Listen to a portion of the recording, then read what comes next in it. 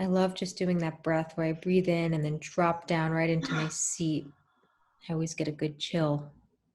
Yeah. Beautiful. Okay, so we are already recording. Amazing. And so for those of you who are joining, welcome, welcome. If you have any questions throughout, or if Anahata shares something that is intriguing for you, feel free to pop it in the chat. And we promise to leave some time at the end to address those questions and give you some time with Anahata herself. So beautiful. Welcome to this episode of Untamed Intimacy. I have the great honor today of being here with Anahata Ananda. And she is a shamanic healer and soul guide. And those words don't even do it justice, the extent of her work and her service here. And she blends the compassion and tenderness of an angel. And I'm actually getting chills as I say that.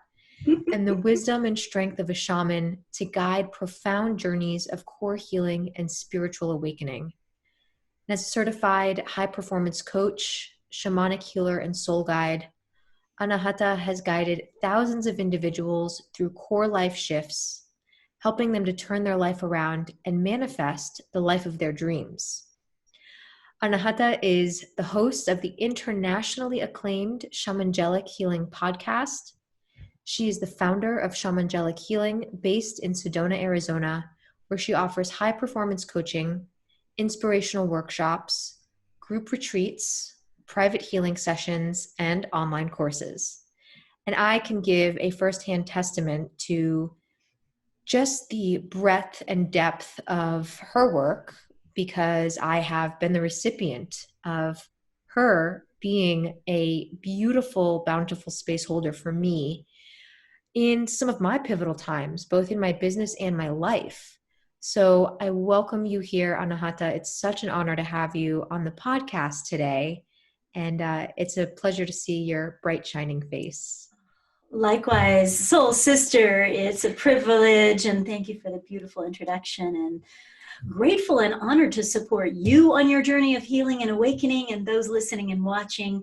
It's just a joy to be in service in this way, to guide people along their journey and figure it out along the way. I'm still learning and growing, and I have a lot of questions and challenges and expansion and growth that's moving within me too, and we're all just kind of doing this together. So I'm grateful to be in this human experience with beautiful souls like you, just doing our work to be better humans, Indeed. And that was actually one of our first conversations. We had an amazing conversation about the state of affairs in the world right now and the implications of what this global environment looks like for humanity. And so I'd be curious to hear, given that you said you are also in your own period of growth and expansion, what is present for you right now in terms of what you're seeing for yourself and what you're seeing through the lens of your work? Thank you for that question. I'm finding that there aren't limits. There were perceived limits before, or perceived control before. And since all of these things are being,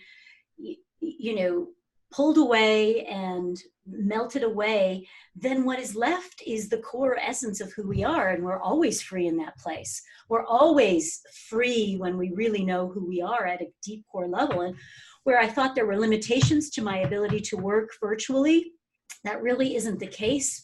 I'm able to, with divine grace, be able to access more awakened states in virtual platforms. And it's been beautiful to be guided.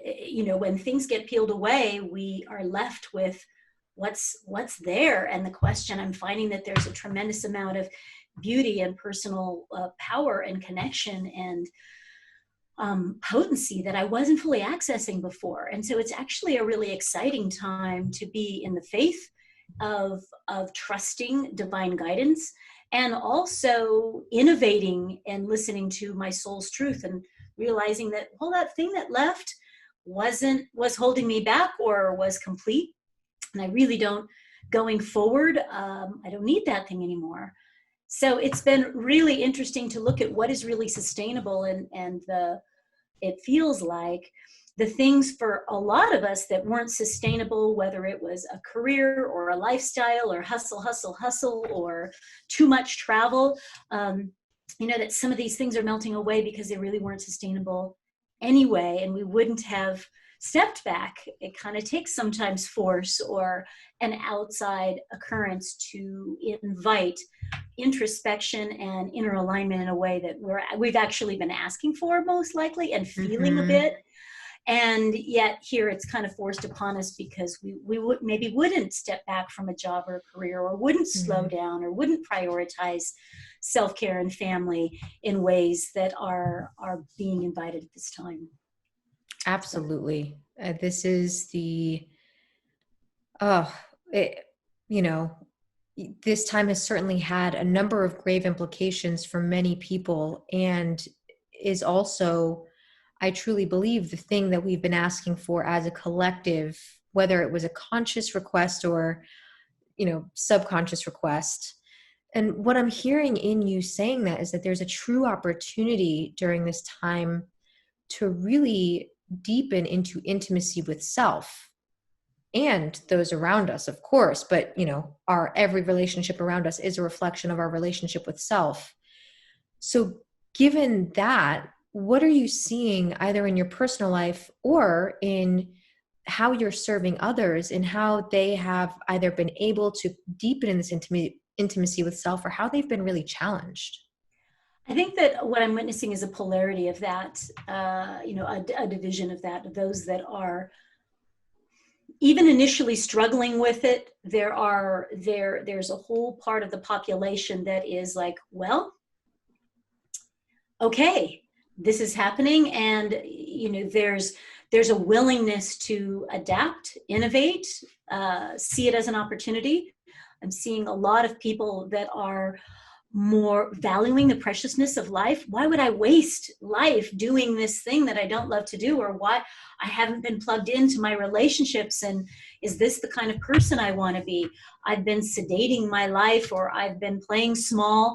And I think that I'm noticing a part of the population that is using this as a tool for their own personal growth, and as a tool to go deeper, definitely, and question what's really important to me, and look at their part and be willing to let go of things that they've been holding on to for a long time, and take leaps of faith, and go out into the unknown, and really begin to. I've seen a lot of people make big life changes right now, and say, you know what, I'm going to walk away from this. It wasn't working anyway. And I'm seeing a lot of inspiration and hope, and people plugging into things that light them up again, and connecting and collaborating. A lot more communities coming together, and people saying, hey, let's do this thing together, and getting out of our individual silos, and a lot more community, a lot more collaboration, a lot more connection. So I am seeing, a polarity is that there are a group of people that are doing that. They're doing the inner work, although be it uncomfortable. There is also, I'm seeing a fertility within that path choice that is not igniting a passion and hope and conviction. And then I'm also seeing another portion of the population overwhelmed and afraid, and feeling like their freedoms are being pulled, their freedoms in different forms are being pulled from them, and that are actually going deeper into their addictions, or into battle, or blame, or dissonance, separation, anger, polarization, and kind of being triggered more deeply into the shadow, because there's more to work through there. And I want to acknowledge, for all of us, we have different coping mechanisms, and all of us at different times, when we have felt overwhelmed or stuck, have blamed somebody else. Let's just be honest.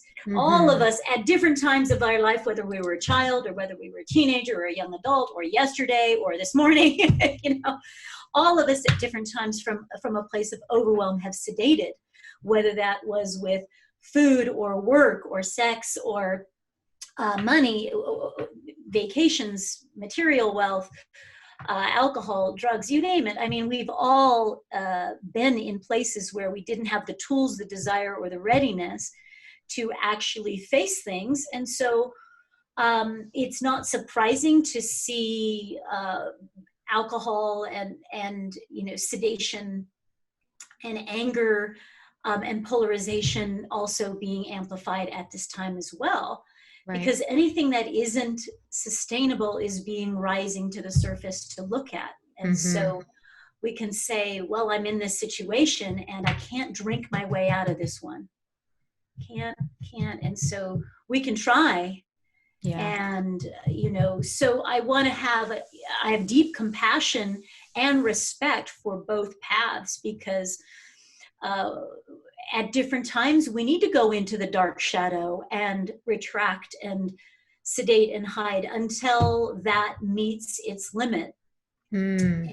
And and that is a great catalyst. Pain and suffering, it's a great Mm. catalyst when things are being stripped away. And I know it's uncomfortable, and it's kind of interesting that our human experience, that it takes sometimes rock bottom or a real dark night to catalyze, okay, hey, I'm gonna change this pattern, I'm gonna make a difference. And sometimes we're just not ready in this lifetime to make those changes, Yeah. and that's okay too, just to meet wherever anybody is right now with compassion and respect, because we've all been in places where we want to go hide in a corner, or we're so upset that it overflows onto somebody else, or we're not ready to take accountability for our life choices. And so Mm. there's projections about, well, it's their fault, it's her fault, it's his fault, it's the government's fault.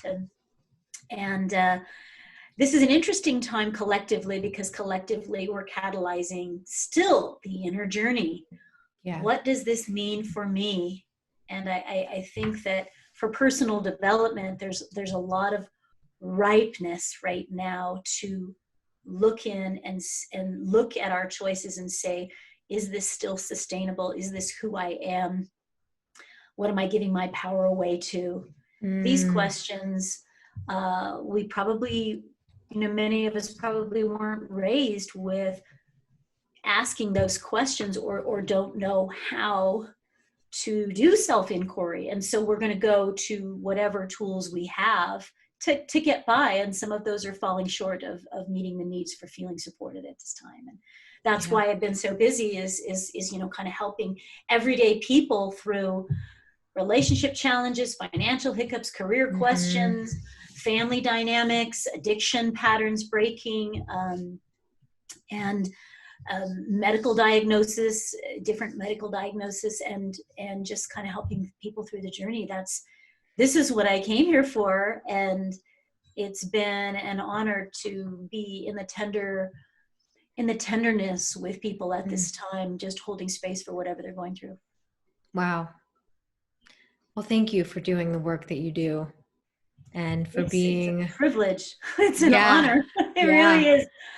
It really is a gift, and that's it's a blessing and a gift and an honor for sure. yeah. I know the feeling. And it, so many words you said stuck out to me in that, among them, community, collaboration, polarity, power, blame, accountability, projection. I think that's a typical day for me, maybe. And right now we're experiencing more within a day Oh than my God. the triggers, the news, the challenges, the wait, what else what else, what's happening, and on top of that, then this crisis, and Yeah. um, and so we're experiencing more within a day than we would probably be asked to face and deal with in a decade or even a lifetime. And so, Yes. yes, what you just mentioned there, absolutely. It's these are interesting times, aren't they? Oh yeah, it's like the timeline has sped up a millionfold, and we are condensing everything in. And you know what those words brought up for me was something we talked about in the very first conversation that we had. And I'd love for you to speak to this, because I think this gives a higher level picture of the implications of what are happening right now. And we talked a lot about divine masculine, feminine polarity. And I'm getting chills as I say this, because I am brought back to our first conversation.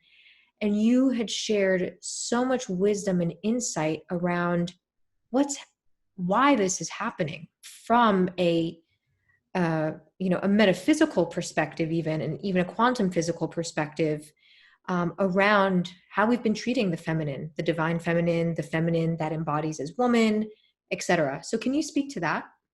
Yes, and thank you for that. We had a juicy Oh conversation, yeah. so we can definitely dive into some of those concepts. Now, within each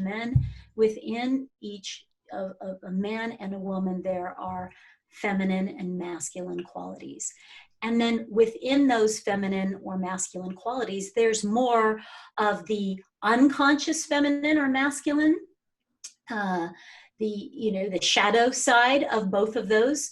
And then there's also the more evolved, awake, and conscious, or divine, or awakened feminine and masculine qualities. And what's happening in this lower quadrant of the masculine, the unhealthy masculine, we find the tyrant, the bully, and this isn't gender related. This is within men or women. The tyrant, the bully, the aggressor, the one that wins, that doesn't really have a care about the consequence, that is driven by greed, that is more aggressive. Or the flip side of that is a coward. And so we find these qualities especially being amplified right now as resources on a planet. People are fighting over resources, whether they're fighting over real estate, fighting over oil, fighting over water, fighting over the green, money, fighting over power. And so we tend to move into that lower quadrant, more around survival mode: war, battle, anger, greed, aggression. When we feel threatened, our resources are being threatened, or our safety is being threatened. And the unhealthy feminine, a lot of drama, a lot of gossip, a lot of insecurity. The unhealthy feminine will use guilt and shame and kind of manipulate in more of a passive aggressive way. And so we see a lot of these things actually playing out on large stages within humanity right now. And at the same time, we're realizing that when these two aspects of ourself, when we're the tyrant, whether we're the self-bully, or where there's hatred and criticism towards another group of people or another person, that it's not sustainable, it's destructive, and humanity loses out. And when within each of us there is this healthy feminine that is nurturing and kind, and compassionate and patient, intuitive, and is in this place of the nurturer. And this part of us in men and women has been oppressed quite a bit, where it's like, hey, these lower quadrants of the feminine and masculine are kind of leading humanity, and we are evolving. Each of us individually have the opportunity to say, hey, I don't want to do this anymore. Maybe I was raised in addiction or abuse, and I see that I don't want to lead my life that way. I don't want to be like my parents were, or I don't want to be like my grandparents. And we have the ability to evolve, Lee, and this is the power of will and choice, is that we can say, hey, just because I was raised to hate, or in a violent in a violent home, or with addiction, does not mean that I have to perpetrate that or perpetuate that. And this is the personal development journey that says just because I was raised in it or abused by it, or it was modeled for me, doesn't mean I have to be bound by that. I can learn new communication strategies. I can, heal the wounds. I can learn and expand and grow and open my heart for compassion with even those people that I don't understand or that I don't agree with.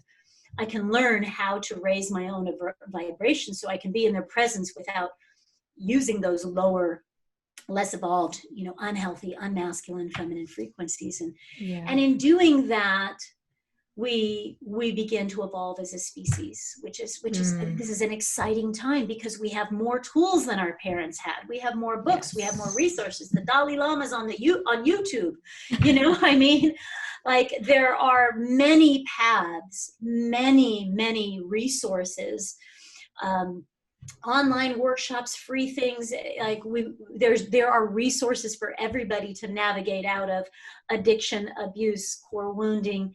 And so this is actually an exciting time in humanity because there is some form of something to help everyone out of any contracted state, if there is will, if there is desire.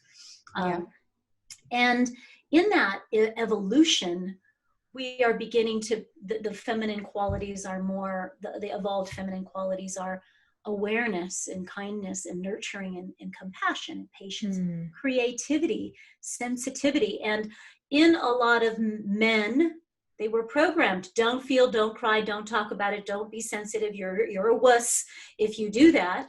And a lot of women are shamed, hey, don't get angry, don't assert your voice. And so we have a lot of the oppression in our men and women to not feel, to not voice, has caused a lot of conflict.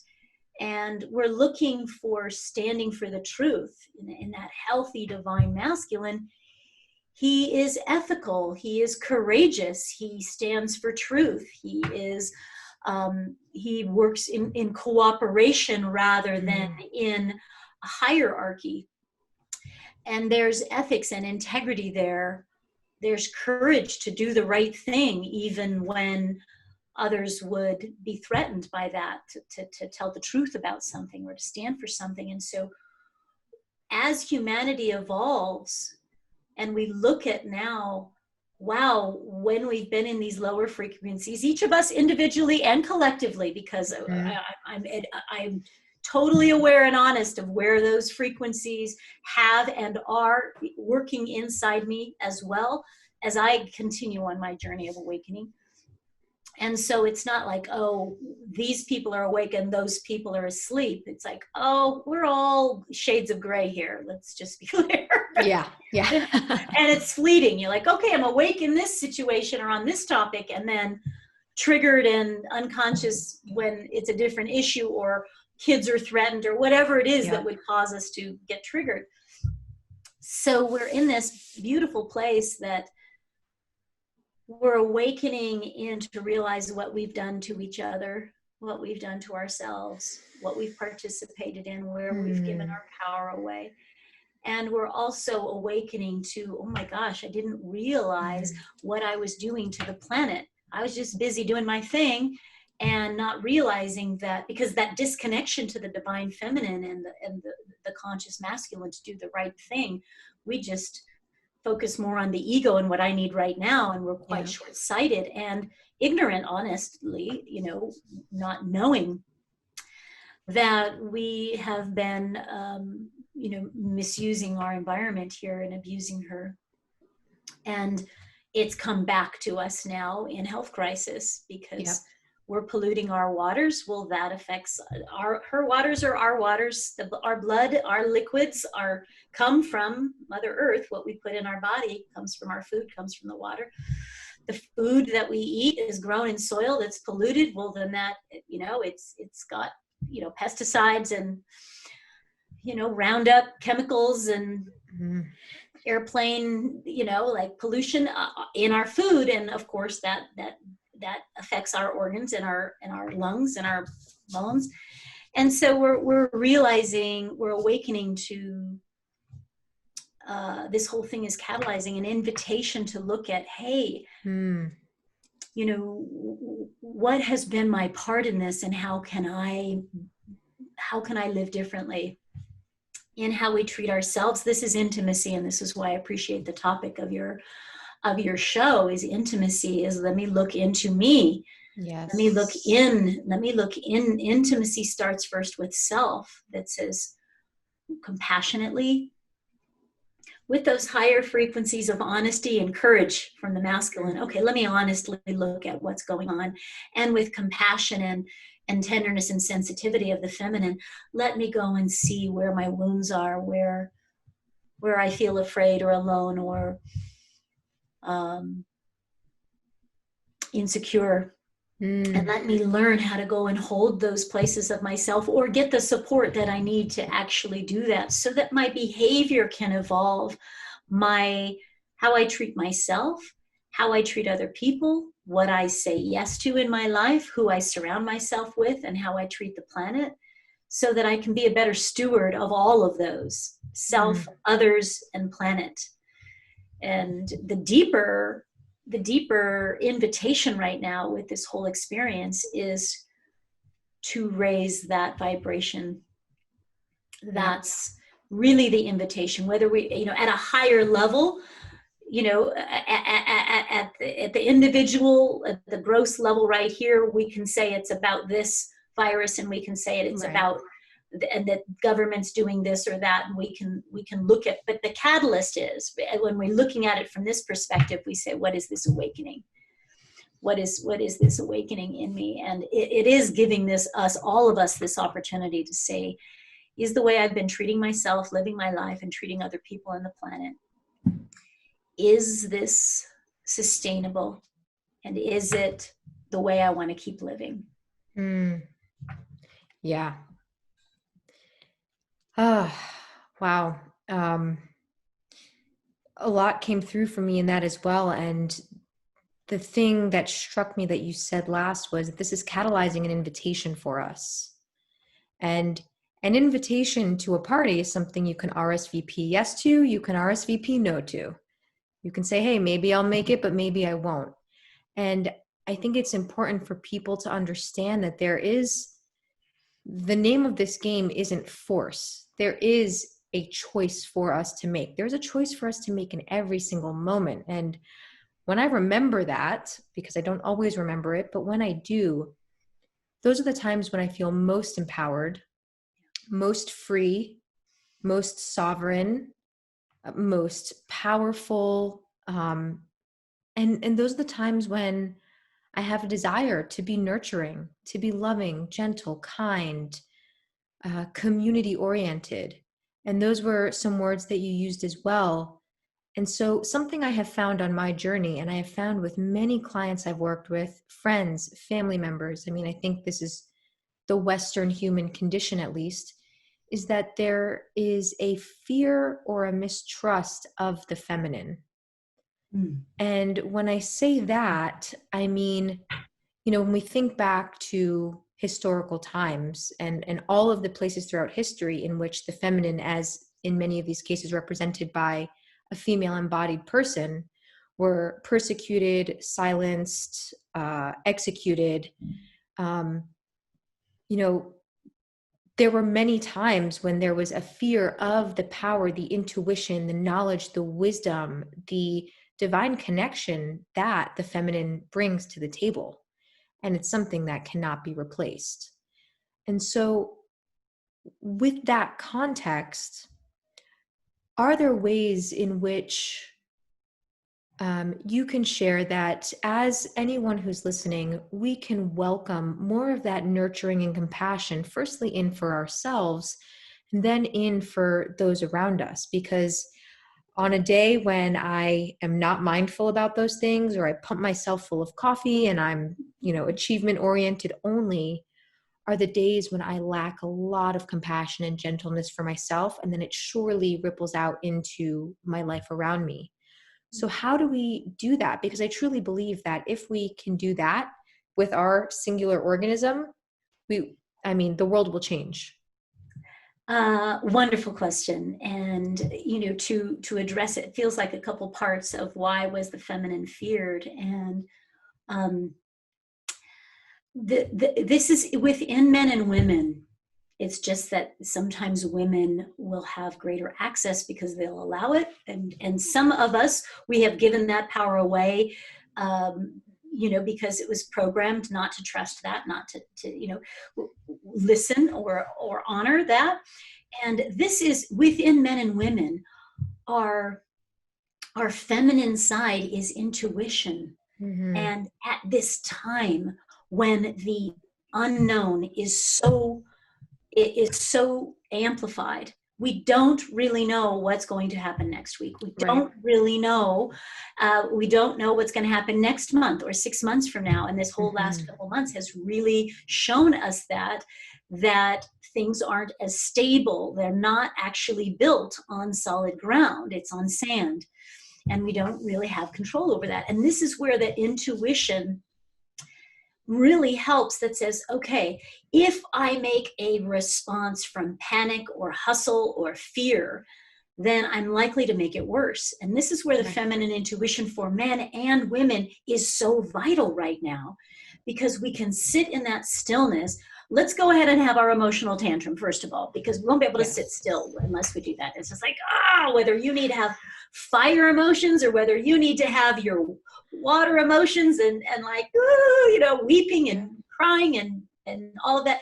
Like, go ahead and have your pity party, whatever form you want, and just let it out. And just because we have the right to grieve things that have been lost, or things that aren't the same anymore, or things that have changed. We have the right to that. And so giving ourselves the permission and the space that perhaps we didn't learn as children, how to hold space for our tantrum when we didn't get our way, or when we didn't want to do something and were forced, whatever it was. We learned how to oppress our emotions, and that the emotions are actually on the feminine side. They come out unhealthy when they've been stuffed. Yeah. It comes out as rage when we don't process and listen to resentment and irritation and frustration along the way. Then it comes out as dragon lady or violent, eruption. Right. So I think the first thing for us right now to look at is, what am I feeling? Because normally we haven't been trained to honor our feelings. And usually our feelings have intelligence. If there is disappointment or frustration with a job or a relationship, there's probably Mm-hmm. because something is wanting. That is a divine communication, that the divine feminine, if we're paying attention to the body's signals, our emotions signals, our feelings, we're going to get a clue that I'm outstaying the duration of this career. This something I dread. I had a client the other day on a counseling call. She's like, I loathe getting up in the morning to go to this job. I loathe it. And now that I'm home, I am doing it. I see that without the office to give me some respite, doing it at home, the actual work, I loathe it. And I'm like, wow, Mm. now she's been loathing that for years. And Mm. so the power of the feminine in this case is to give us clues when the body needs rest. That's not the time for triple espressos. That's the time to be like, okay, Yeah. I just need to rest. It's actually a feminine quality of the divine saying, hey, this is a message. The body speaks with a pain. Hey, I've been doing too much of this computer stuff. Step away. And so we can actually use those feminine qualities, all of us right now, to listen, to honor our feelings, to be gentle with ourselves, and also, once we allow the emotions to move, to say, okay, God, higher self, spirit, soul, creator, ancestors, anybody, somebody, whoever that is for you or whatever that is to you, hey, help a sister out, help a Mm-hmm. brother out. And this is that divine feminine willingness to be receptive to higher power, divine knowledge. And this was something that traditionally women in history were great at using divine guidance. Hey, there is a burn. What should I use? And they would get this intuition or feel this dream. Oh, use this poultice. And they were working with divine guidance to be healers, not necessarily in the scientific realm of medicine, but more about using energy, using light, using inspiration, using plants. And that form was not as legitimate, and it was misunderstood. And so many were persecuted for using, leveraging non-traditional means. Now, not everyone used those skills for good. Mm-hmm. And so some did use those for harm, to cause harm or wish ill or poison others. And so, yes, with every arena in life, we will have another grayscale of people whose intent behind their action is for personal gain, or to cause harm, or for collective gain and for collective win. So that it depends on the individual, and this is not a man thing or a woman thing. This is an individual thing. Mm. And we get to be in this space of accessing this whole other part of us, which is actually the left side of the body and the right side of the brain, that is more inspired, creative, innovative, less scientific. And when the two work together, it's pure magic, where we can be in the receptive listening and the stillness and the nurturing of the feminine, and in that inspiration and with our intuition, paired with, and so that's kind of like the GPS. Okay, go this way. Yep. And paired with courage, conviction, the willingness to try. And when we fail, we learn and we get back up again. That devotion, the loyalty, the commitment that is more of the masculine warrior that says, I will persevere. And these two qualities right now of the feminine and masculine, the awake feminine and masculine working together, I believe is the pathway out of this. And I have received more inspiration during this time of stillness that has been guiding me to, inspire. Like, it's not coming from me. Like, I wouldn't have thought of that. Yeah. And in a place of, well, I don't know what to do. There's a level of humility, because I can throw a tantrum and I can point fingers and I can get drunk and sedate, or, which is totally optional. And, or I can be like, okay, show me. I'm here. And we allow personal will to move aside, and we allow divine will to start to guide. And this isn't so much of a religious choice as much of a, hey, I could use some inspiration right now. And it is inviting that we have the invitation right now to access higher states of wisdom, consciousness, awareness, and receive guidance that we probably could use at this time, Yeah. And it is really what's running my business right now, because I'm certainly not running my business. I'm certainly not in charge of things, because I've realized that I'm not the right person to be in charge. I'm the right person to execute. Yeah. I'm the right person to be the divine channel, but I'm not really in the driver's seat. I'm in the passenger seat, allowing a higher, more intelligent than I, be able to guide. And as long as I'm feeling that ethical alignment, and it's a yes. And the amount of support, the amount of impact, the things are falling into place, because there is that, like you said earlier, well, there's choice and we have will, and there's the invitation to go to the party. That is correct. You don't have to accept it, and you can. And that's just part of the divine masculine, this humility.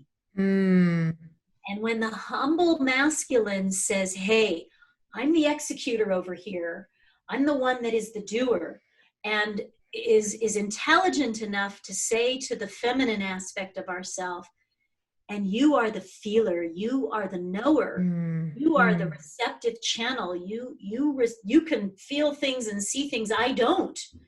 And she can say, hey, thank you for executing in a way that I'm over here nurturing and tending to the garden and listening, and I'm over here being the receiver. And then passes it over to the masculine to do his, his part, which is, okay, move forward, plant the seeds, take the action, and the two together are pure magic, absolutely magic. And that's where our feminine and masculine are evolving out of the unhealthy, and they're evolving together, and they're also working together. Yeah. And that's where we're more whole. That's where we're more whole. That's where we're bridging heaven and earth. And I think it's an exciting time to be in our own personal power and not oppress or be afraid of our emotions or our intelligence or a higher power, but use it. It's a tool that we could use right now. Absolutely. And the word that keeps coming up for me is surrender. You have alluded to this idea of surrender many, many times. And as I'm, walking the path in my life, personally, professionally, I've come up against the opportunity to surrender so often. And we keep talking about this party that there's an invitation to. Well, let me tell you, folks, this is the party of a lifetime. You don't want to miss it. That's what's happening right now. And it's what I've seen in my life is this opportunity presented to me over and over again. And I was with my partner, I don't know, maybe a month ago, and we created a beautiful ceremony for ourselves at home. And something that came through to us when we dropped in really deep to this ceremony is he went on this beautiful verbal journey for like an hour, sharing his devotion to me and how he is here to serve me and serve my purpose. And one of those ways of him serving me is by being a teacher to me in the ways that he can be a teacher to me. And of course, vice versa.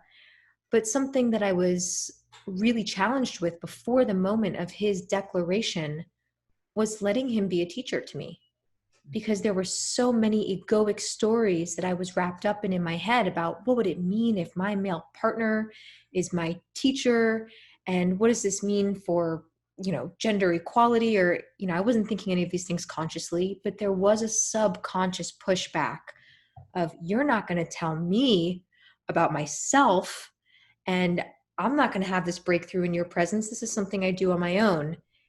And as soon as I could really understand the bigness of, oh my God, there are teachers all around me all the time, and I really consider you as one of them, is if I can just step back and accept this as a beautiful gift, if I can receive this gift, it's like somebody's trying to give me a present for my birthday, and it's the best gift ever if I can view it as such.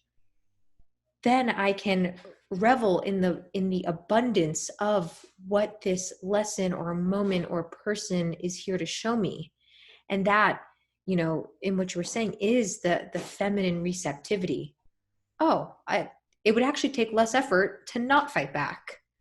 Right. And the arrogance that comes in, right? I appreciate your humility and your vulnerability in this share, but in the process of breaking patterns.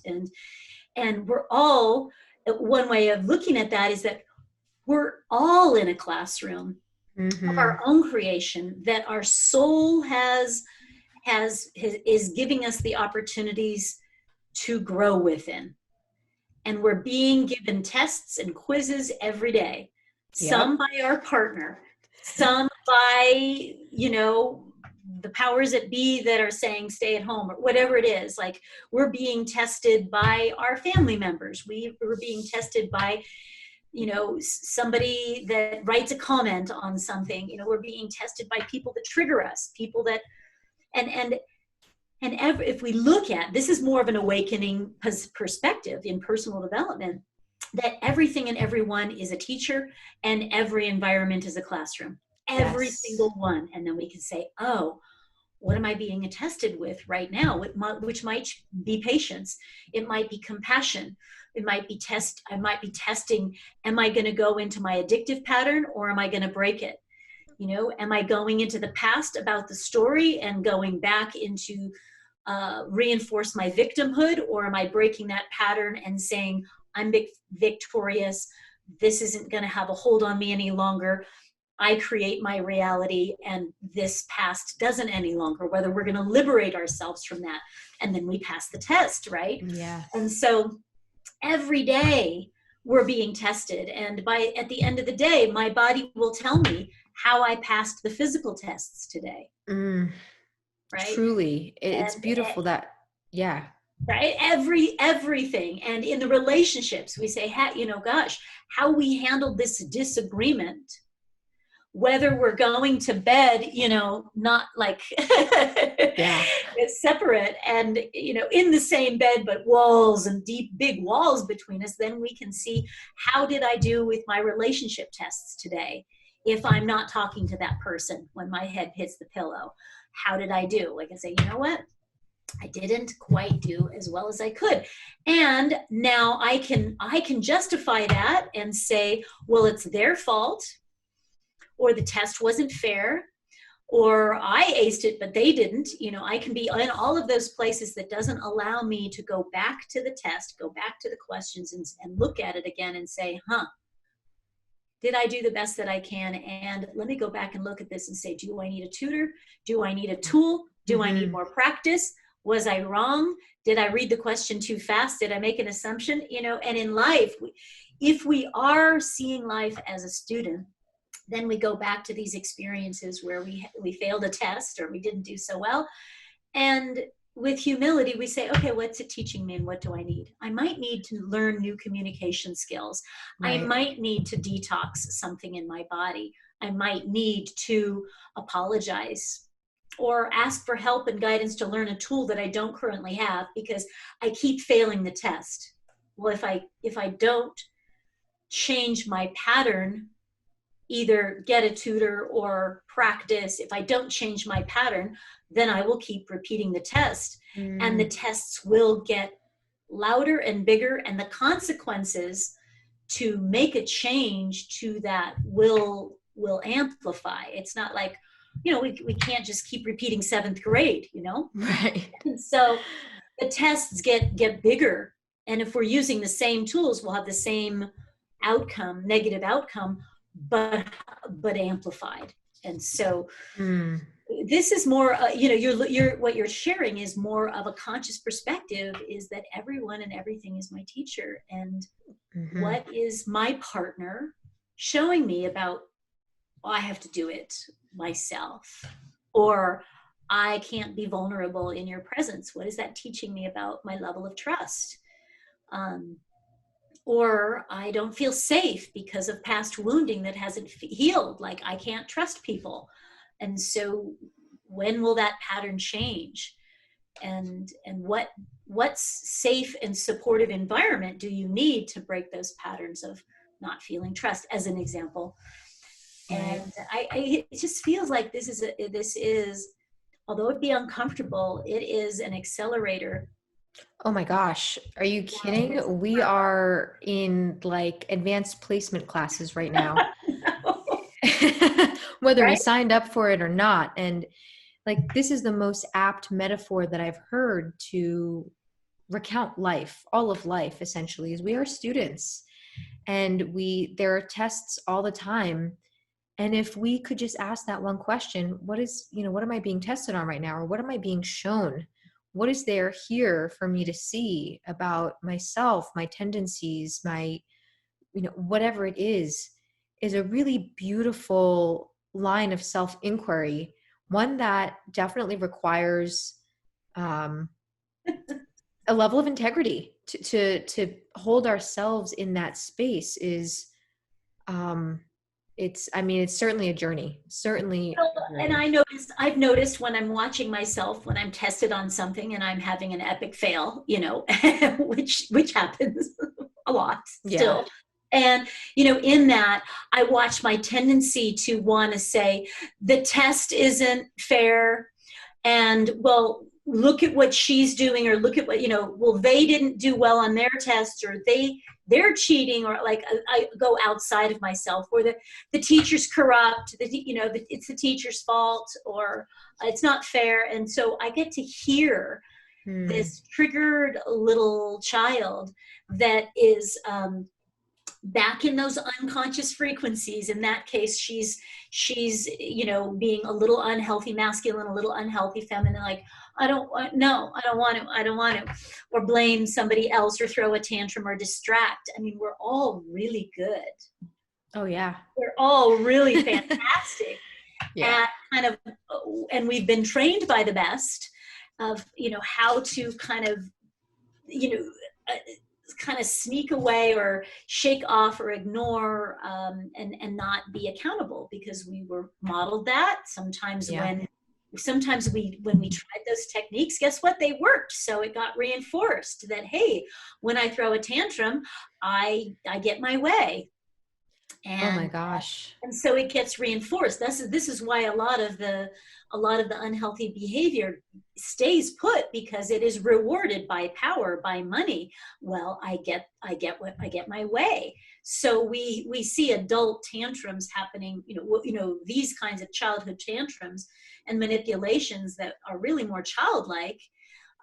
We see them playing out in political structures, Oh, the entire political structure right now. all over the place.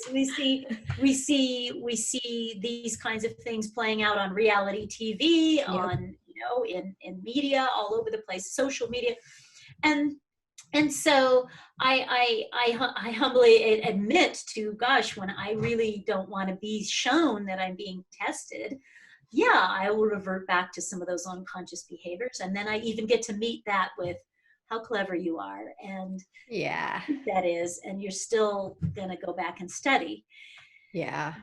And so I find that this time I smile a lot, because it's like, well, isn't that cute? I actually teach on that subject, and look at me doing that thing. That's It's it. like, oh, okay. Humble, like, laughter, and saying, let's get back to looking at it again. Oh yeah. Yeah. It's I can be a slithery little snake sometimes. I'm like, oh, that was a good one. Very tricky. You know what, when you say that, and when I say that, this is how we get to have compassion, when we look outside of ourselves and we look at somebody's behavior, and we're kind of looking at it through this tiny little straw, and we say, oh, how awful they are to do that. And I'm like, Right. I'm in no place to judge, because even though I may not be doing that thing exactly, I can certainly understand the motivation behind it. And I've probably, on the gray scale of things, demonstrated some form of that behavior. It might just look different, whether that's addiction, or abuse, or Right. bullying, or tyrannical behavior. Absolutely. Sure. I've done all of those things. And so I feel that this helps to elevate a level of compassion when we look at behaviors outside of us that don't make sense, or are very triggering, because here comes the teacher, Right. that person where you're like, well, surely they don't deserve my compassion, surely they are not worthy of unconditional love. And it's like, well, the bullies because they were bullied, Right. so of course they're deserving of compassion. The one who is blaming somebody else is afraid and feeling out of control, or triggered, or feeling threatened in some way. And it's like, okay, let's have compassion for what's underneath that behavior. We don't have to agree with or love the behavior to understand, perhaps, that there's some underlying imprint Yes. that Yeah. is Hmm. contributing to that choice. Hmm. Yeah, that actually came up for me today in having a call with my parents about my dad's health. And I got off the phone, and as there's a certain turning point, I think, as a child, where we kind of then take on the role of parent. And I think it happens in maybe the late 20s, and there's almost a switching of roles in some dynamics. And so we were talking about hydration and nutrition and sleep this morning. And when I came in after getting off the phone with my parents, feeling a little flustered, I sat down and did a loving kindness meditation. And immediately I was like, oh my gosh, my mom keeps calling me because she's so scared. She's really scared about my dad's health. And while she's not saying she's scared, I can feel that that's what's underneath. And that for my dad, it's possible that there is confusion because there are test results that are inconclusive. And there are these layers and layers and layers of emotions underneath that, especially, for people in my parents' generation, again, like you said, they weren't trained to say, hey, here's how I'm feeling right now, and here's what I'd like to request in order to get my needs met. It's just, let's get it done. And so when I Or put sat, it under the carpet. We don't talk about it. We exactly, ignore it. A lot of another generation is we don't talk about things. It's just this gag order of we don't address it. It goes under the carpet unaddressed. right. And we don't we don't share our feelings because that was frowned upon in many generations in different cultures. There's a lot of imprinting, and the work that I'm finding that I'm doing a lot of right now is really looking at the imprints of what has shaped the way we view the world, whether how we were treated, how our gender was treated, what was, where the power moves were, how media shaped the way we saw things, or religion or culture, the conversations around money, the conversations around politics, the conversations around those people over there, those kind of people, whether it was a religion or a race or wealthy or whatever, like those people, all of these conversations that have, and cultural, the bloodline influences that have a profound effect on how we see ourselves, and whether or not we feel safe, whether or not we feel worthy, what path is acceptable and not acceptable, our body image, our sexuality, all of these things. And I'm doing some deep program, some online courses and programs with, people, to unravel those imprints. And this is what the healing practice has been about, is looking at, well, no wonder this thing is happening around codependency with your parents. No wonder this is happening that you don't trust these people. No wonder this is happening, this addiction. And we kind of go back to the original imprints and influences that have shaped the environment that our inner child was raised in, and are continuing to affect our belief systems and our lens through which we see life. Yeah. And we all have very different lenses, and most of us very distorted lenses that were given to us as a child that aren't even ours, don't fit, most of them not true or way outdated, and yet they're still running in our subconscious mind, Right. about how we're to be a good daughter. What is a good daughter right now? And like, guaranteed there's programs back there of expectations that were placed on your shoulders early on about what a good daughter is. Right. And that, yeah, I was just going to say that goes on in any relationship, what a good wife is, what a good employee is, what a good CEO is. And just, wow, it's beautiful to be able to have the opportunity to do that work, to see what's ours and what's not. And have the choice, back to choice, to say, and I can unravel that. I can let go of that shackle or that belief system that has been controlling me, that I have to please everybody else at the expense of myself. Right. Which is a big one, especially for women, a big one, especially, or I have to provide for everybody. Here's the masculine one. I have to provide for everybody and my feelings don't matter. And so we get to look at some of those things now, and in the healing practice, that's one of my passionate roles, is having the gift of seeing so many experiences from thousands of different clients, is getting to see the angles of the parent, the child, the abuser, the abused, and all of these different lenses to be able to come to compassion and understanding how these things happen, and that there is a path out, there is a tool out, there is a path to freedom, and it's beautiful. It's beautiful to be able to unravel and peel back the layers and find that what is underneath that is a beautiful soul that has a tender heart and feelings that matter and dreams that are wanting to be expressed. This is a time of flowering and planting our own seeds and pulling the weeds out of the garden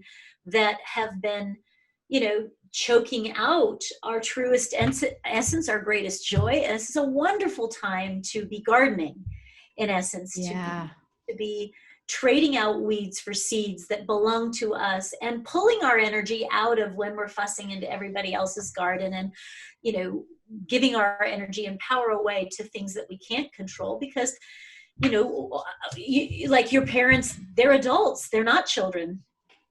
And they're still going to make the choices that they make, regardless of what you say, whether you say drink water or, change your diet, they're still adults. Yeah.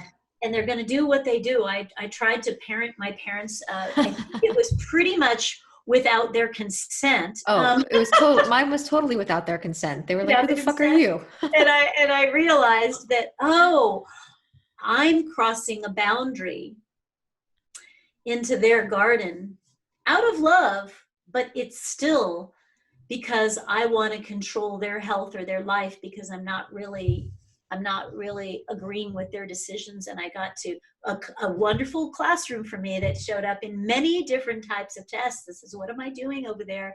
Imposing my will. I'm only supposed to bring flowers to their garden, not my will, not my agenda. And I've had many be great teachers for me on that one. Oh yeah. It's the most fertile garden around. Oh wow! Speaking of, like, what a fertile conversation this has been. I'm so grateful to have your perspective here and to be sharing it out with others. We do have a couple of questions in the chat. So I'm going to condense a couple, and I just want to check. Do you have a few more minutes, Anahata? I do have a few more minutes. Okay. And for those listening and watching, if you've got to bounce, there is a free gift. So be sure to grab it.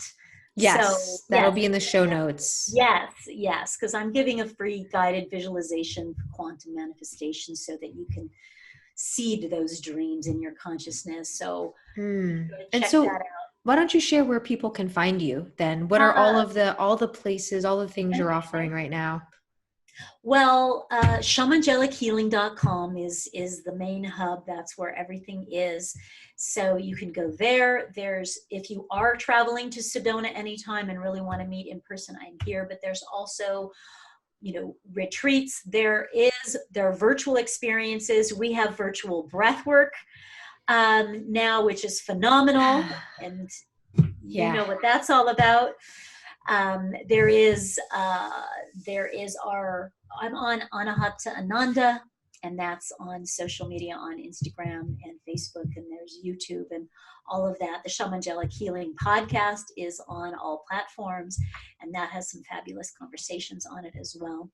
And for the listeners, in the show notes, check out this free gift that I want to give you, which is a free quantum guided visualization to help you manifest, starting here with mindset, to really dream, starting here with dreaming the new reality of what you know is possible within you, and giving yourselves permission to write that future.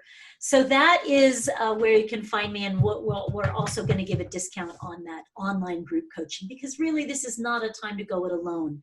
There's so much up for people. There's so much being triggered, and having a guide to help see things you can't see, or provide tools that you don't know, will help you get to where you want to go faster. And that's really valuable. I couldn't be doing this without my teachers and coaches. And for those that are struggling and need support for healing or awakening or acceleration, whatever, that's what I'm here to do, whether that's virtual or here in Sedona.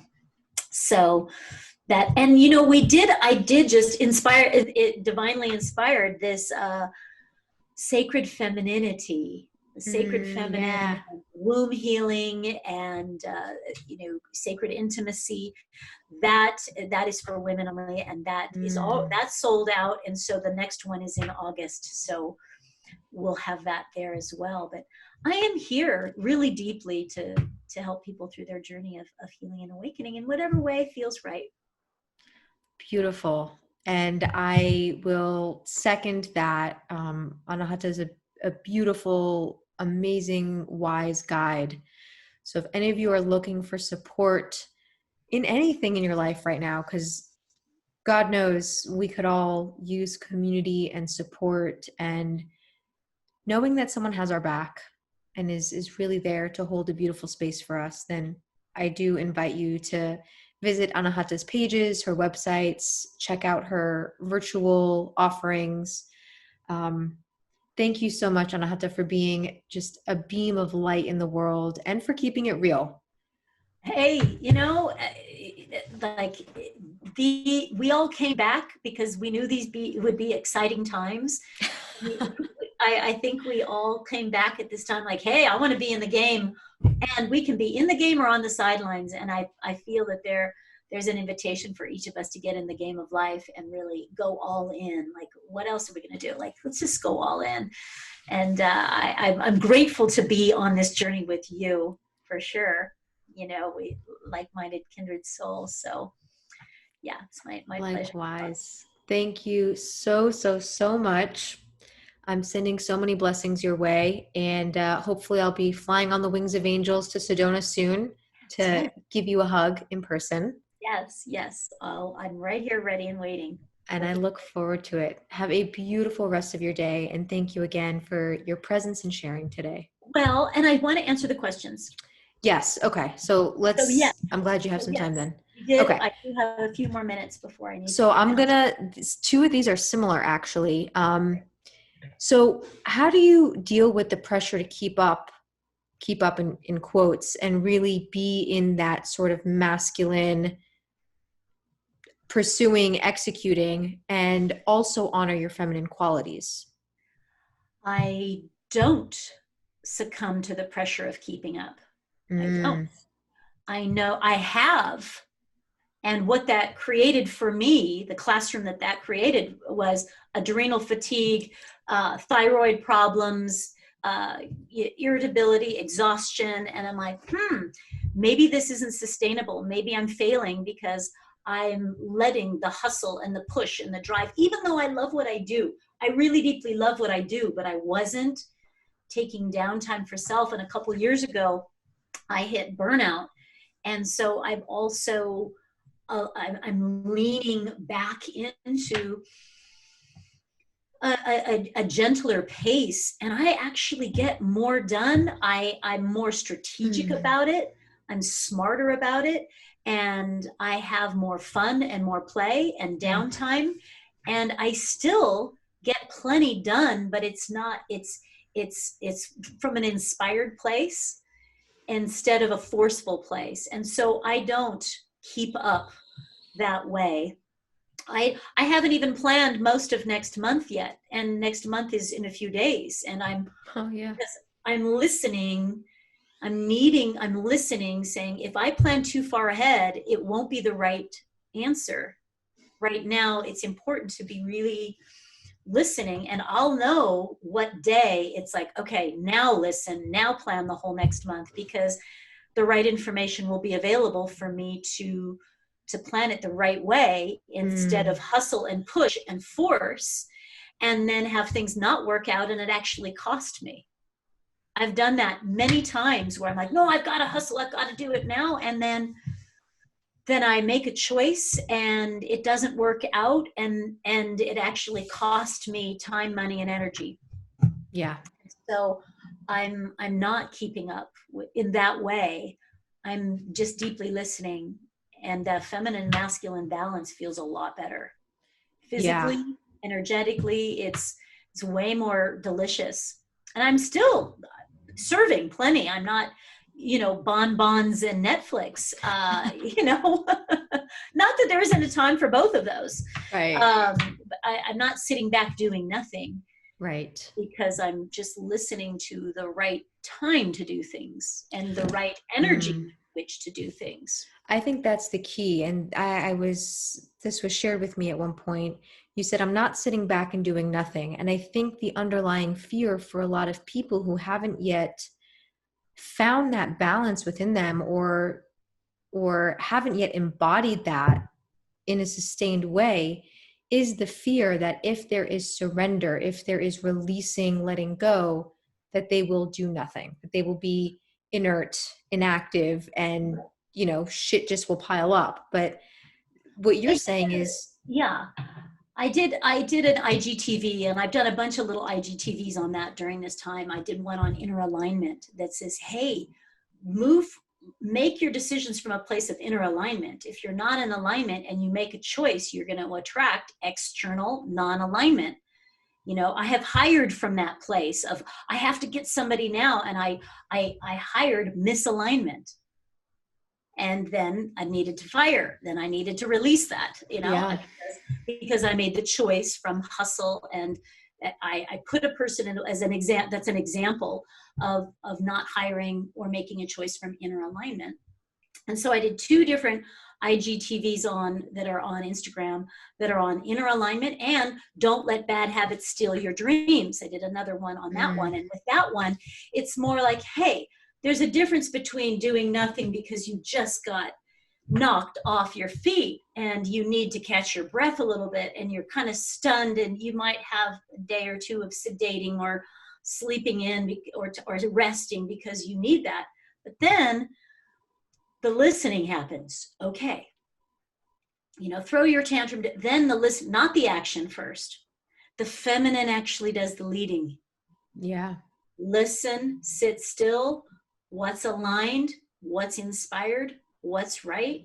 I can't do that. That doesn't feel right. And then in that listening place, go to the feminine first, then to the masculine. When we've got the marching orders clear and the divine feminines received the inspiration, then I go without doubt, without fear, with total faith, and I move forward, and I do take action, and it's inspired action, not and then I listen. How did that go? Is there anything I could do differently? Did that go as planned? Can I adjust something? Go back to the listening again. right, Let me go back to the classroom. Here was the results. How did it go? yeah, And then go back humbly saying, gosh, if it's not working, I need to change something. right, Let me go back to listening. right. Yeah, there's just something beautiful that happens when we can detach from the results, meaning something about our character, and simply see that we're always getting data. We're just always getting information from our bodies, from the mirrors around us in our relationships. And so when I remember to say, hey, you know what, this is not personal, I'm just simply getting feedback for what I put out. Right. Okay, so I see what I'm putting out now because it's being directly reflected back to me. And I can ask for help. Hey, I have strategists, I have coaches all the time saying, hey, is it something in my message? Is it something in my email? Is it, gosh, I really put this topic or this offer out there, but I didn't see if it's what's needed right now. My meditation's deep here, like with the collective of like, what information, tools, or resources are needed right now? Well, let me sit in that question so that then I can come forward with what is actually needed and valuable right now. Yeah. And let me even sit with the pricing of it. Okay, it's not free, but it's not normal prices. Well, what is the right price? Okay, even down to the pricing, I'm not pushing forward without listening. When I do that, things work better. Things work better. When I meditate, when I connect to an aligned frequency, when I intend, a certain way for the day to go and for my energy to be in a certain place, the day goes differently. So, invitation to all those listening, just give it a try. Like, try it for a week and just see if your day goes better. And if you don't like probably the increased amount of ease and productivity and joy that you've just welcomed in, then you can always go back to the old way. Right? Like I allow it, the day I can switch it up if I'm really not feeling something and I'm not feeling inspired, to do something. I could say, you know what, let's move that to tomorrow and let me do this thing that I'm really inspired about today. I get to look honestly, is this out of avoidance or is it because this isn't in alignment today? Right. And Mm, I get to be, trust that. And it's fun experiment. Absolutely yeah, fun. it is. It is. Oh my gosh. Well, thank you so, so, so much for your offerings, your gifts, and who you are in the world, and for keeping it real. Likewise, sister, I appreciate your honesty and your passion and your mission to bring solutions and resources to a community of people that are seeking and Mm. looking. And so thank you for being, playing your part in that. Love you and appreciate I you. love you. I And this love respect. you. Sending so many blessings to you, and this will be coming your way soon. Okay, we'll see you in Sedona. All right, my dear. Thanks everybody for tuning in. If this landed for you, then be sure to go and give her a rave review. Lee is doing wonderful Thank you. things. This podcast is spreading its wings. So let's show our gratitude for, she's putting herself out there. Let's go leave her a rave review and express our thanks for what she's doing for the community. Yeah. Thank you so much, Anahata. We'll talk soon. All Mwah. right. Bye-bye. Bye.